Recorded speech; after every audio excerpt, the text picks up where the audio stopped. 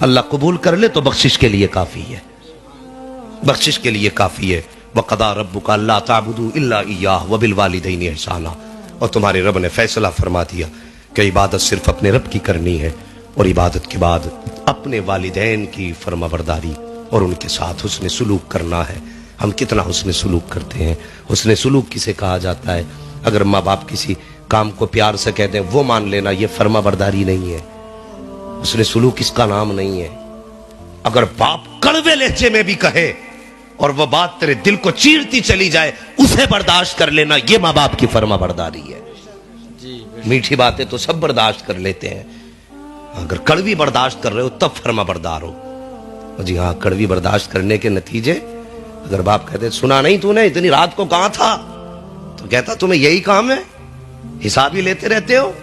وہ میرے بھائی نصیب والے ہوتے ہیں جن سے راتوں میں کوئی پوچھنے والا ہوتا ہے کہاں سے آ رہا ہے۔ جی بے شک بے شک۔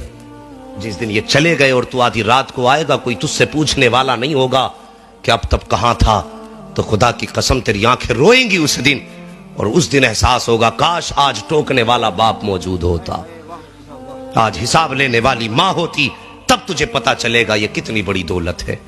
آج یہ کہتے ہیں نا کہاں تھا اب تک، تو کہ تمہیں کیا مطلب ہے، میں کہیں بھی تھا۔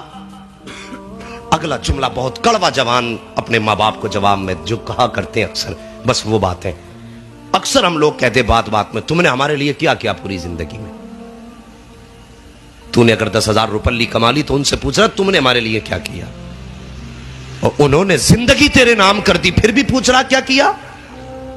میرے نبی کبھی اپنے چچا کے آگے نہیں چلے، اور کبھی کبھی اگر چچا پیچھے ہو جاتے تھے حضور فرماتے تھے چچا میرے پیچھے نہ چلا کرو، اس لیے کہ جب تم پیچھے چلتے ہو تو مجھے میرے باپ عبداللہ کی یاد آ جاتی ہے۔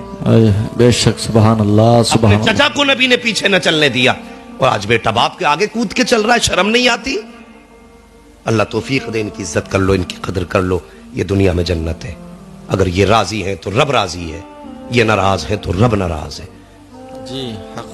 ذرا سی مکنیاں بنا لی، اس پہ لکھ دیتے ہیں یہ میری ماں کی دعا ہے، پھٹ پھٹیا لے آتا اس پہ بھی لکھ دیتا ماں کی دعا ہے۔ سیدھی سی بات ہے یار، یہ سب ماں کی دعا ہے۔ ذرا سچ بتا، ابا کیا تیرے لیے بد دعائیں کر کے گیا ہے؟ نہیں بتائیے۔ جی ماں کا حق بڑا ہے لیکن شان باپ کی زیادہ ہے۔ جی بے شک بے شک۔ یہ سمجھ لیجئے، آج ایسے ایسے اشعار پڑے جا رہے ہیں کہ میٹھی طرح باپ کا دشمن بنایا جا رہا ہے اولاد کو، نافرمان بنایا جا رہا ہے اولاد کو باپ کا۔ میں کہتا ہوں حق ماں کا زیادہ ہے لیکن شان باپ کی زیادہ ہے۔ پورے قرآن میں بھی کہیں بھی رب نے ماں کی قسم یاد نہیں فرمائی، لیکن قرآن میں باپ کی قسم یاد فرمائی اور فرمایا ووالد وما ولد۔ سبحان اللہ سبحان اللہ۔ یہ باپ کی شان ہے۔ خدا را مہربانی کرو، کوئی بھی چیز اللہ تمہیں دے تو ماں نے تمہیں پالا، بڑی قربانیاں اس کی ہمارے ساتھ ہے۔ میں یہ نہیں کہتا کہ ماں کا حق نہیں ہے، حق ماں کا زیادہ ہے، شان باپ کی بڑی ہے، یہ یاد رکھنا میری بات۔ ماں باپ کو نظر انداز مت کر دینا۔ جو بھی آتا مولانا ذرا اماں کی شان بیان کر دیو، کیوں ابا سوتیلا تھا کیا؟ وہ یار ذرا سوچو تو صحیح، ماں تو گرمی میں اندر لیٹی رہی، اور وہ اینٹ جو بوجھ اپنے کمر پہ اٹھا کے ڈھوتا رہا وہ کون تھا؟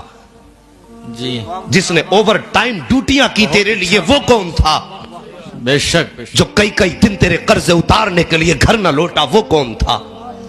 جس نے بارش کے موسم کو بارش نہ جانا، اور موسم کوئی بھی ہو تیرے لیے کمانے نکلا، بتا وہ کون تھا؟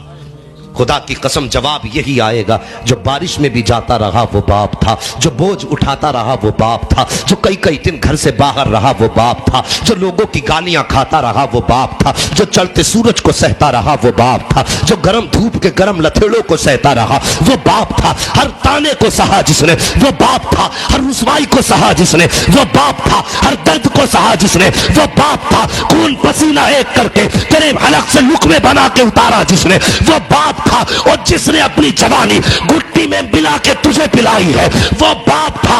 اگر اتنی محنت سے باپ نے پالا ہے تو مکان پہ صرف ماں کی دعا نہ لکھ، گاڑی پہ صرف ماں کی دعا نہ لکھ، دروازے پہ اگر لکھے تو مسکرا کے لکھ دیا کر، یہ صرف ماں کی دعا نہیں ہے بلکہ یہ میری ماں کی بھی دعا ہے، میرے باپ کی بھی دعا۔ سبحان اللہ سبحان اللہ۔ اللہ سبحان مہربانی کرو، اللہ سلامت رکھے، ماں باپ کی عزت کر لو، ہاں ماں باپ کی قدر کر لو. یہ چلے گئے تو پھر تڑپتے رہ جاؤ گے. ابھی وجہ کیا ہے، کیوں احساس نہیں ہے؟ ایک تو ہماری قوم کے جوانوں کو جو سوسائٹی ملتی ہے وہ ایک نمبر کے لفنگوں کی. میں اتنا جانتا ہوں جتنے گھر پہ ٹھلوے جو چوراہوں پہ ملیں گے وہ نکمے ہوں گے. جو کام والا آدمی ہے وہ تو فری دکھائی دے ہی نہیں سکتا. اگر ذہن اچھا ہوگا تو پڑھائی میں ہوگا، محنتی ہوگا تو کام پہ ہوگا. جتنے نٹھلے ٹھلوے بگاڑے جتنے ملیں گے سب چوراہوں پہ کھڑے ملیں گے، اور جیسے کو تیسے ہی ملا کرتا ہے. ہما جنس کو نتبا ہم جنس پرواز، کووں میں جاتے ہیں اور کبوتر کبوتروں میں جایا کرتے ہیں. مہربانی کرو، سنگتیں اچھی کرو جوانوں، ہاں دوستیاں اچھے لوگوں سے کرو. فرمایا گیا بے وقوف دوست سے عقل مند دشمن بہتر ہوتا ہے. ہاں اللہ توفیق دے، اچھے دوست بنائیے، ماں باپ کی عزت کیجیے، ماں باپ کی قدر کیجیے.